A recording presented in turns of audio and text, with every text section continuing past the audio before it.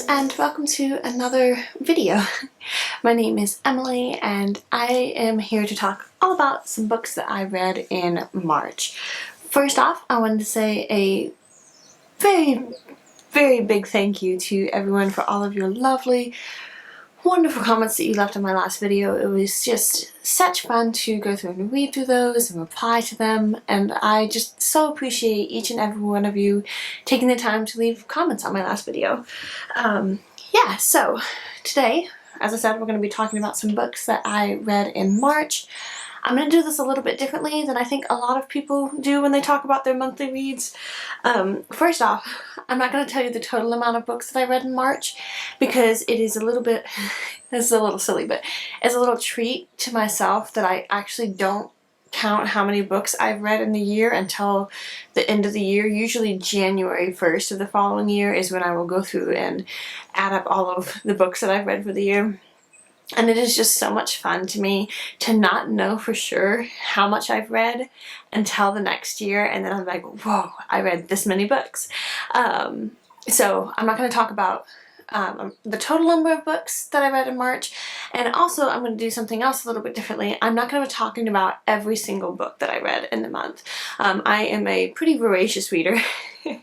So I read a decent amount. The way that I keep track of my books is I have a list on my phone, and this is all the books that I have read. You can't really see it, but these are all the books that I have read so far in 2024, so I read a lot. And so if I were to sit here and try and talk through every single book that I read in a month, it just takes so long, and it just makes editing the videos kind of a pain. So my plan is that I'll just kind of talk through some of the books that I actually have thoughts or things to comment on, because the other part of it too is that I do a lot of rereading. I love rereading books. It is so much fun to me. I'm one of those people. I love spoilers. I love knowing what's going to happen. I'm a highly sensitive person, and so sometimes it can be hard to branch out and read new books because I don't know exactly what's going to happen, and I tend to really empathize and sympathize with the characters in the books, and so then I can get a little bit too invested and it can affect me mentally and emotionally. So I absolutely love rereading because I know exactly what's going to happen. There's no stress involved with it. You can just kind of get lost in the story and it's all good. So, that being said, let's just dive right into it. First off, I will say the majority of the books that I read in March were books by Louis L'Amour. He's one of my all-time favorite authors, and about every year, somewhere around November, December, I just get this big urge to read like all of the Louis L'Amour books. So the majority of the books that I have read this year have all been different Louis L'Amour novels. If you're not familiar with him, he wrote a lot of Western stories, and I absolutely love his way of talking about like the American West, and he just has a real approach to it while also kind of romanticizing it a little bit. And what I mean by that is that all of his main characters are pretty gentlemanly. They might be a little bit rough around the edges, but they are very gentlemanly type of characters, and they have respect for family and women and children and doing the right thing and loyalty and honor and friendship, and they have all of those qualities. And so I know not everybody, very much so, not everybody in the old American West had those types of qualities, so I very much appreciate the fact that that is kind of the, I don't know how I would say it exactly, but the character model that he kind of goes after in all of his books. So if you like books where there's usually some sort of adventure, it's very clear lines of good guys, bad guys, all of that, I highly recommend any of Louis L'Amour's novels. I love his writing. I love his way of talking about different people, different cultures, the American Indian culture. He has such a good way of looking at it, about that culture. I don't know if I'm making any sense whatsoever. And then the way that he talks about like his women characters are just so good. He knows how to write both like the most lovely, ladylike, wonderful, like aspire to be sort of a woman character, and then also like the cattiest, like creepiest, like evilest sort of a woman character. There's some of both in some of his books. And I absolutely love his writing style, his stories. Yeah, I have reread his books more times than I can count because, as I said, about every year I get on a big Louis L'Amour kick and I'll read pretty much every book that I can get my hands on, and it's absolutely lovely. So that was the majority of the books that I have read so far, but then especially after the last video that I just made where I talked about that I wanted to read Wildfire at Midnight by Mary Stewart, I actually did read this book. I have some thoughts. First off, I very much enjoyed it. I definitely want to read more Mary Stewart books. If you watched my previous video, I mentioned that the first book that I read was okay, but I just really didn't get into it very well. This one was completely different. It had an element of like murder mystery, which I love. A good classic golden age murder mystery, one of my favorite genres. And so it had that element, and then it was also set in like Scotland, and which I will say that made it a little difficult because there were a lot of like Scottish names, I guess, for like the different mountains in the area that we're in and stuff, and I have no idea how those are pronounced. So it's like half the time I'm reading the book I'm just like making up gibberish that sort of matches the words there.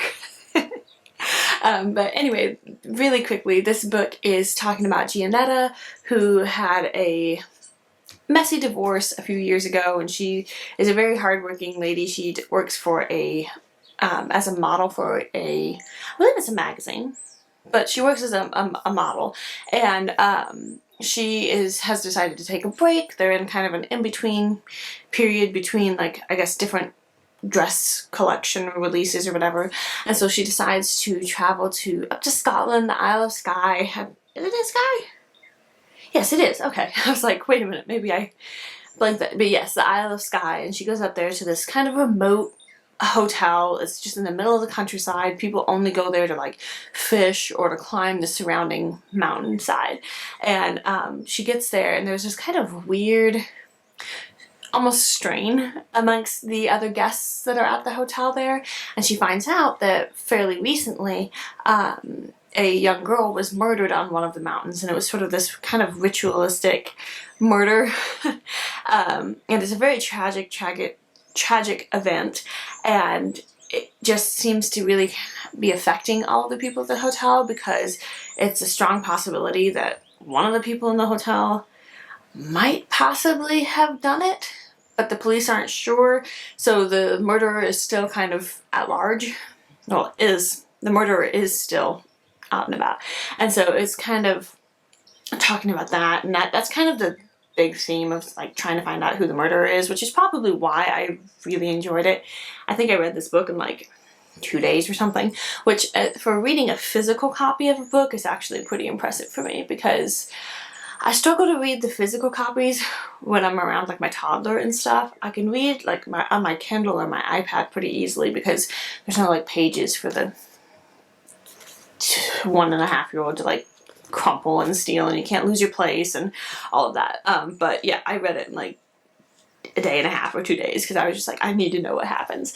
There's a bit of a love triangle that's going on, and it's just, I very much enjoyed it. It was enough of an enjoyment that I very much want to read more Mary Stewart books. So yes, I did have a quick spoiler thing here. So if you have not read Wildfire at Midnight by Mary Stewart and you don't want to hear a pretty important spoiler, like the spoiler, I would say skip to, I'll put it on the screen somewhere here, skip to there, and then you'll completely miss the spoiler, and it won't be spoiled. I need to talk about it because I just have a couple thoughts, just a couple. So I'm assuming all of you that are still here are people that actually don't mind hearing the spoiler and have read the book. My one complaint with this is that, so The two main love interests are Giannetta's ex-husband. She divorced him like 4 years ago, I think, at the start of the book. It's been a few years, and it's kind of an awkward thing where he's also staying at the hotel when she gets there, and she's like, oh no, like, it's kind of awkward and weird. And then there's another gentleman staying at the hotel, and they portray her husband, her ex-husband is portrayed as kind of this arrogant, sort of rude, like brusque, I guess abrupt, like just not a very appealing or nice sort of a character. And there's kind of hints throughout the book that she maybe is still in love with her husband, but then also he just treats her like very, like, not in a not nice way, but kind of rudely, and he's kind of flirting with another woman at the hotel and stuff, and so he's just not portrayed as a very nice character. And then in the end of the book, they're supposed to like get back together, and it just was a bit much for me, where it's almost like this whole book has been spent talking about how he's like this kind of arrogant, not very nice person, and then all of a sudden you're supposed to like the fact that he's getting back with her. I didn't love that. That wasn't my favorite. It was a bit too much of a flip-flop, where it was all of a sudden he's supposed to be this like nice romantic fellow, and that wasn't my favorite. So anyway, that was my big complaint with this book, was just that it was too much of a flip-flop of a character for me to be completely believable. I think that Mary Stewart should have made him a little bit more sympathetic. I think it's just a minor complaint. This is just kind of I'm not into the super like bad boy angsty type of characters that are suddenly supposed to be like super nice. Not really my thing. So that's all for spoilers. Yeah, that was kind of my thoughts on that book. I did very much enjoy it, and I do actually have another Mary Stewart book lined up to read sometime here in the next bit. But yeah, so I quite liked it. The next book that I read and wanted to talk about is, well, I did end up reading Venetia. I talked about Venetia in my last book. Lovely as ever. Absolutely love Venetia. It's a book by Georgette. I feel like it just gets better every time I reread it. I think I've read it maybe 4 times at this point, 4 or 5 times, something like that. I absolutely love it. Highly recommend it. As I said, if you're a fan of any sort of Regency, like romance sorts of things, excellent, excellent book. So I read that one, and then I was kind of in a bit of a in-between spot, because I mentioned in my previous books I had a couple other, or in my previous video, I had a couple other books that I wanted to read, and I just wasn't quite in the mood for them. I'm very much a mood reader. And then I was on YouTube, and I saw that Jen from Jen's Reading Life, she had posted just like a community post or whatever, and she was talking about some books she was trying to finish up. And one of them was The Unexpected Mrs. Pollifax, which is the first book in the Mrs. Pollifax series by Dorothy Gilman. And I found that series, I think it was last year. It was either last year or the year before.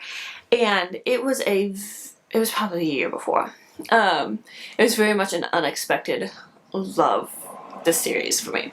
I immediately read the second book in the series, and then I don't remember exactly if maybe my library didn't have the third one available, or I had to put it on hold and it was a long hold time, and then by the time I got the book I had moved on to something else.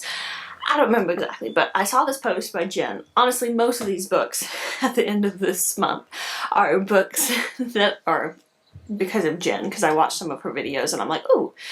So I saw that post and I was like, oh, that actually sounds really fun. So I popped to the library and was able to pick up the third book in the series, I believe it's the third book, which is The Elusive Mrs. Pollifax, which is actually a fairly small book. This is the large print, so it's an even faster read. I think I might have actually read this one in one day. It was just a lovely weekend day, and so my husband and toddler and I were all kind of out in the backyard, and the toddler was just running around doing his thing, and I was sitting in a chair knitting and reading for a couple, 2-3 hours or something. I'm also a pretty fast reader, so and I just got through a big chunk of it, and then that evening I was just like, I have to finish this book. So I'm pretty sure I read it either in one day or like mostly in one day. And I Loved it as much as ever. If you're not familiar, again, Mrs. Pollifax is about an older widow, and she is, I can't remember exactly how it all happens, but she is basically recruited as an amateur, like, spy lady by the CIA, and in the first book it's supposed to be like a very easy, casual, like, just do this one little thing for the Secret Service or CIA or whatever, and it'll be fine and good. Like, we just need a civilian to take something. I can't remember if it was papers or, I don't remember, but to do something for the CIA. And of course she gets into all these, like, mishaps and stuff, and it was just so much fun. And so then that's basically what the series is about, is it's just, she's very much an amateur elderly lady. I think she's in her 60s, 70s? I don't remember exactly now. So she's older, and she has this very, like, sweet, innocent, like, older lady look, and then she's a spy. And so in this book she actually has to go to Bulgaria? Yeah, Bulgaria to take... Okay, yeah, this is just, it says it on the back of the book. I'm trying to make sure I'm not giving any spoilers.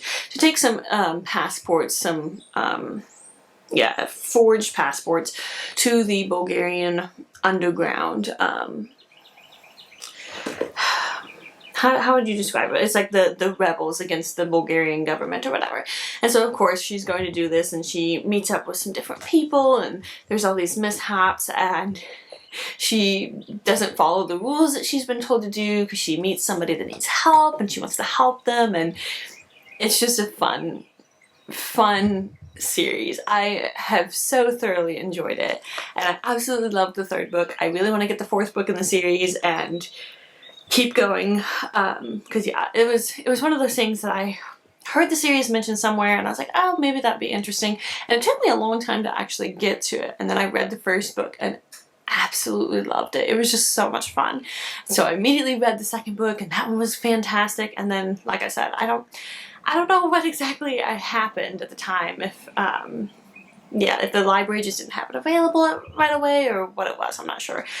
But I'm very, very happy to be back into reading this series, and I highly recommend it if you like spy novels that they're not super violent, they're not super gory, there's no, like, hardly any swearing. At one point there's a character in here that starts swearing, and Mrs. Pollifax is like, language please. Like, she's just so classy, which I love. And I found out that there is actually a film based off of the first book in the series, The Unexpected Mrs. Pollifax, which has Angela Lansbury as I think that's how you pronounce her name, as Mrs. Pollifax, and I really want to try and find it and watch it. I'm sure it's going to be completely different from the book, but just imagining Angela Lansbury as, like, this older spy lady, like, perfect. It's the perfect match. Like, they did a good job with casting on that one. So I'd like to try and see if I can find that movie. I think it's there's one on YouTube, but it's not a very high quality video.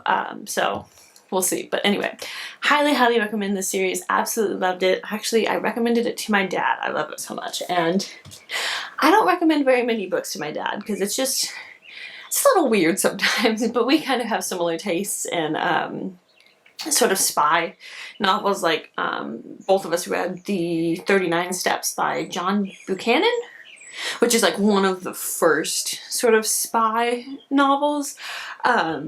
So that was kind of fun when I can't remember if I read it first and then he was like, oh, I've been meaning to read it, and so then he read it, or which way around it was, but that was really fun to read something that your dad reads, because my mom and I are very similar, so we read a lot of the same things. But so it's like extra special when it's something that, like, my dad, I can share with my dad too. So I told him about that, and I was like, you might like this. They're pretty silly and they're pretty fun. So I read those, and then again, because I was watching Jen's video, she did a book haul video, and she talked about the Henry Tibbett series by Patricia, I believe it's Moyes. I've never heard of it before, and she had talked about how she hadn't read it, I don't believe, but like her mom recommended it to her or something. Mothers are like the best for recommending books. And so I, as I mentioned, am a huge Golden Age murder mystery fan. Like, that was the majority of what I read last year. I read so many Golden Age murder mysteries. Absolutely loved it. I discovered the British Library Crime Classics collection a couple years ago. I think it was, I was watching Miranda Mills, I think, and she talked about it, and that kind of introduced me to that world. And so I read as many of the short story collections that I could get my hands on and everything. I love a good Golden Age murder mystery. Agatha Christie is one of my favorite all-time authors. I love it. I'm pretty picky. I don't typically like any murder mysteries that are set in the Golden Age murder mysteries. I like the Golden Age murder mysteries that were written in that time period or shortly thereafter by people that actually lived in that time period, which I think is usually typically somewhere between like the 20s and the 60s, maybe somewhere around there. So at some point I should really talk about like 10 of my favorite Golden Age murder mysteries. That's a video that I would really like to make. But I have never heard of Patricia Moyes before. I have never heard of the Henry Tibbett series before. So Jen mentioned it in her video, and I was just like, I should go and take a look at this. I should go check this out. So I did, and I've read 3 books in the series in like 3 days. I absolutely love it. It's so good. I have a couple complaints for the 3rd book in the series. It wasn't my favorite, but I'm already into the 4th book in the series, so it wasn't enough to deter me from continuing the series. But basically, Henry Tibbett is the detective, the sleuth. He's an inspector, I believe for Scotland Yard. I think that's what it is, but he's a policeman. And he and his wife are both kind of middle-aged, in their 40s, and it's so sweet where they talk about, like, because the fact that he's, like, with his wife and they're married is kind of a big part of the stories, where it's like he'll discuss certain things with her and she'll help him with different aspects of figuring out the case. And so the first book is talking about, it's Dead Men Don't Ski? I think that's what it is. Again, I'm telling you, I read 3 of these books in like very short order, so I'm a little unsure about the titles because I was just like, alright, next. So I believe it's Dead Men Don't Ski, and it's set in, where is it? Geneva is in the 3rd book. Oh, I can't remember where it is. It's some mountainside where lots of skiing happens, somewhere around like Austria, Italy, Germany, that area. And there is a death. One of the people at this hotel has died, and it seems to be a reoccurring theme that when Henry is just trying to go on a holiday, work inevitably kind of sneaks in. And so he and his wife are wanting to go on this holiday, and so his work were like, hey, by the way, there's like this drug distributor, something is happening with drugs in this location, so while you're there, you know, take a look. So of course then he gets caught up in like solving this murder, which is also related to the drug business and all this stuff. So it's so hard to talk about these because I don't want to give it away and like spoil who the murderer is and stuff, but it's just really, really lovely. I love Henry, and his wife's name is Emmy, which was one of my nicknames for a while. My Aunt Emily. I've had pretty much every nickname derivative of Emily. I was Emma for a very, very long time.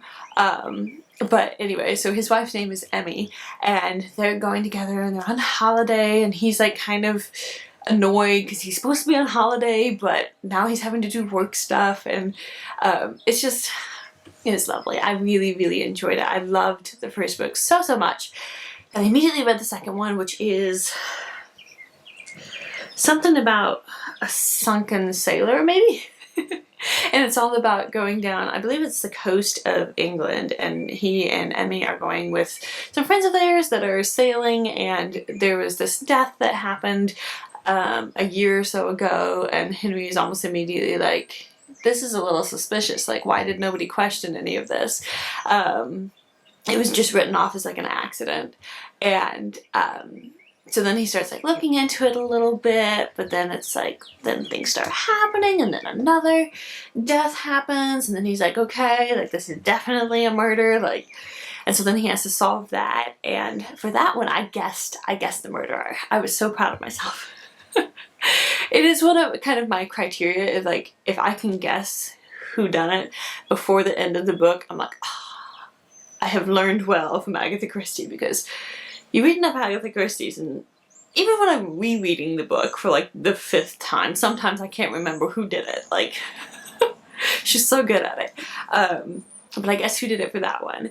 And then the 3rd book was the one where I was just like, it had some bits in it that just really annoyed me. It's just like, okay, I'll put it on the screen here if you really don't want to know. It's not like a major spoiler. It's just like a little spoiler, and it's kind of a complaint of mine. I'm not going to mention any names or anything, but, well, other than Henry. So if you really don't want it to get spoiled, just skip forward a little bit. But in the book, he, one of the main things that they talk about in the series so far is just how much like Henry and Emmy love each other, and how much they are like a committed married couple, and they've been married for like 15 years, and they really just, they're a good match, like they love each other. Well, then in this book, it goes from earlier in the book talking about how they were, if anything, even more in love with each other now than when they first got married, to then he's like taking some secretary out to like the beach for like a picnic, and then it's like at one point I think they like kiss or whatever, and I was just like, and it's talking about how he's kind of falling in love with her, and it just made me so angry. I was like, that is the stupidest thing ever. Why would you put this in this book? And then like a bunch of things happen, so it's like it doesn't go anywhere. But it just made me so angry, because I was like, you literally, like 2 chapters earlier were talking about how much he's in love with his wife, and then it's like flip-flopping, like, oh, all of a sudden he's like got the hots for this hot little secretary lady, and I was just like, what? So it kind of annoyed me a little bit, and then it talks about something like afterwards at the end where it's like his and Emmy's relationship was forever changed. Like they were still in love with each other, but it was added with the what was it, like the possibility of them each being able to find other people. And I was just like, this is the dumbest thing I've ever heard of. So that kind of miffed me a little bit. I was just like, ugh.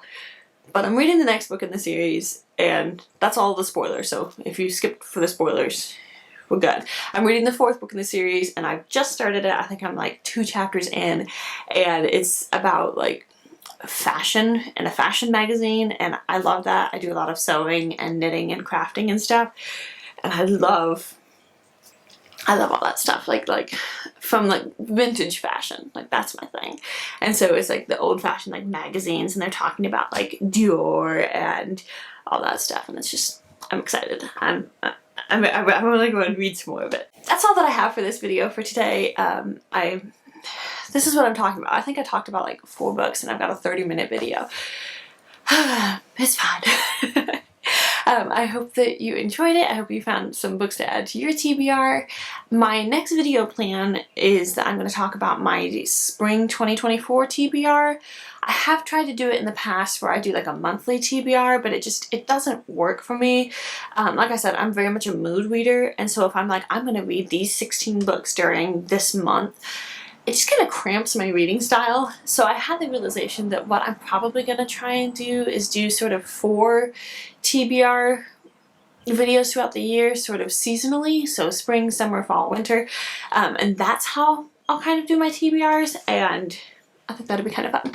So that's my plans for the next video. I hope that you enjoyed this one. I hope that you're having a wonderful day and you're getting some gorgeous spring weather. I hope you had a lovely Easter holiday, and yeah, thank you so much for watching, and I'll see you in the next one. Bye!